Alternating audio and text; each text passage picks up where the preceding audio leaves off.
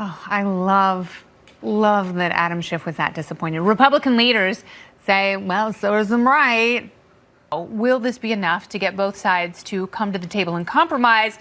Let's go to tonight's panel. It's Ladies' Night. She's a correspondent for the Greg Gutfeld Show. And so what do you think about the notion that the shutdown is having short-term economic impact and possibly long-term as well? Oh, definitely. We're starting to see it. And I think for a long time, you saw a lot of investors think, hey, it's a shutdown. It's politics. We don't really care. We just care about the earnings that are coming out for a lot of these companies.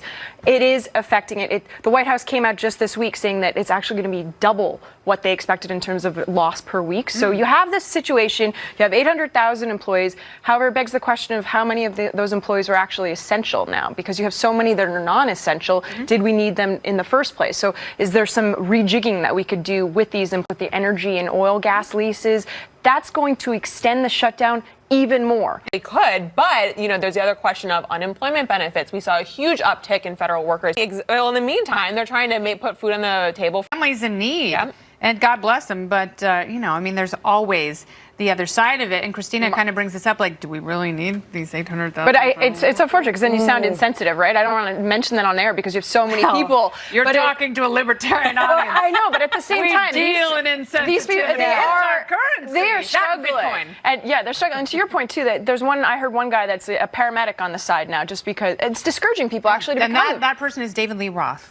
What do you make of all of this? What I make of all of this, I think that it's going nowhere fast because nobody's really looking for a solution, right? There's this wall, which is what makes me so crazy. That means that we have a healthy economy. Right. And there's always a correlation between the number of people who are trying to get into the country and the number of jobs there are here. There aren't a lot of jobs because unemployment has been so low, which is great, but businesses are booming. And businesses are looking for workers to hire. Yeah. They're not doing we it. have agreement at the table. There you go. You know what the problem is? It's Canada. No, you can't blame Canada. We're not on South Park. That's so last decade. You can't blame Canada. Thank you. Much more with the panel. Thank goodness. But first up, the president's former lawyer, Hillary Clinton, is still chiming in on the likability issue. Here he is just last week. What happened? Can't even see the back brace from that angle. So with Hillary still squawking about likability, are the other ladies in this pack doomed?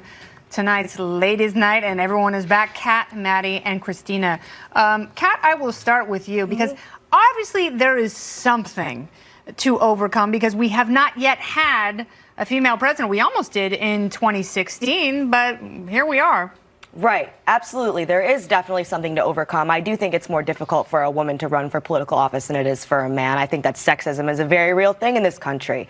However, it was because Obama was way more likable. I would rather hang out with Obama than Mitt Romney. No, that's totally true. Obama, a likable guy. Yeah. A garbage presidency, but a very likable person. But that's what likability gets you. Yeah. And that's what people leaders. Bernie Sanders. I don't quite understand, to be honest with you. Maybe it's because I live in one. O'Rourke or someone more progressive, even if they are likable, they're going to get to the very end, and then that's the moment where people are more than Democrats. Yeah, so I guess you can't even say that anymore, that, we're fiscally conservative. They pay lip service to it like Paul Ryan, but talk about inauthenticity. Right. That was a load of malarkey. But I think authenticity, actually, sorry to introduce Christina, but authenticity actually is going to be the important part for Democrats, less so than likability. I agree completely. People can get behind whatever weird facet of personality. And that will be something that Democrats really try to, I don't want to say exploit, but definitely explore. I think definitely the midterm elections, it was the moderates, it was the female Republicans that may have switched and been unhappy with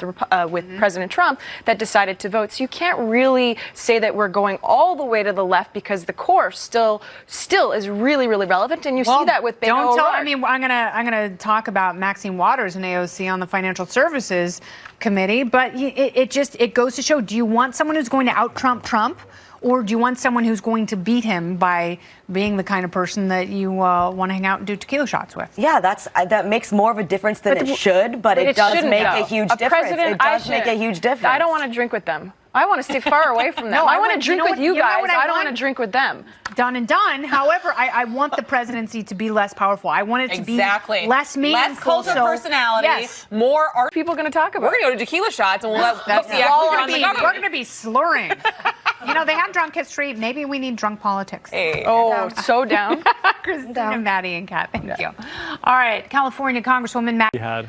So the Financial Services Committee has, in the past, want to undo it. It's sort of like having Rick Perry as the Secretary of Energy.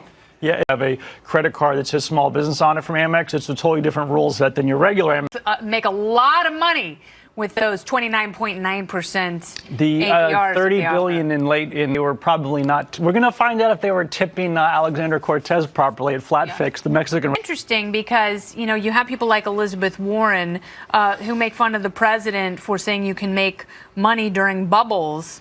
But contrarians have always known that, and Elizabeth Warren has done that. You know, she's worth, apparently her net worth is almost $9 million because she made high-interest loans to family members and also snapped up some properties in foreclosure and flipped them.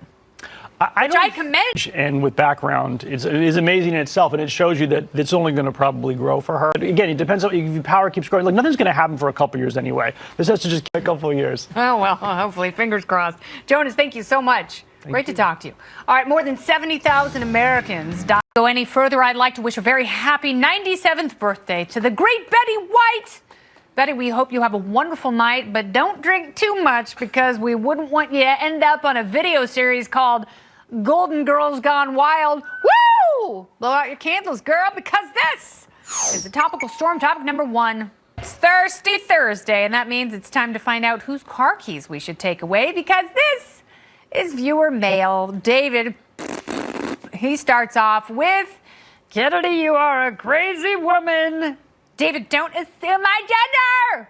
Janet is apparently a TV critic. Janet writes, my views on the Kennedy Show: positives, quirky personality, and topical storm. Negatives, you hate cats, so apparently you're evil. Oh, girl, so was a smell coming from your apartment, and everyone knows it. Woo! Someone called T-Core tweets, methinks you are the annoying one. All right, either you're a pirate or a bad Yoda impersonator, and that's annoying, okay? Schoolboy wraps it up with, fire your stylist immediately, looking like a slightly higher class honey boo-boo. Oh. Baby, I moved up in the world. Higher class. Yeah, thank you. All right, honey boo-boo. I got so much more to tell you. We'll be right back after this. Stay put. Thank you for watching the best hour of your day. You make it so. You can also follow me on Twitter and Instagram at Kennedy Nation. On Facebook, Kennedy FBN. Someone asked, where do we post clips? We post them there. It's also KennedyFBN at foxbusiness.com. If you want to shoot me an old-fashioned email, why wouldn't you? Speaking of old-fashioned, the trick is you use a little bit of that Oregon cherry juice, so I'm told. Have a beautiful night. Everything about you is beautiful. Stay model-licious. Good night.